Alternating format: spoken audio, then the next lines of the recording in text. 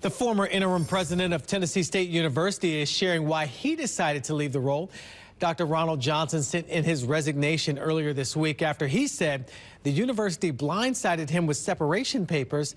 He called the decision surprising and disheartening due to the process TSU has made while under the Trajectory Change Initiative.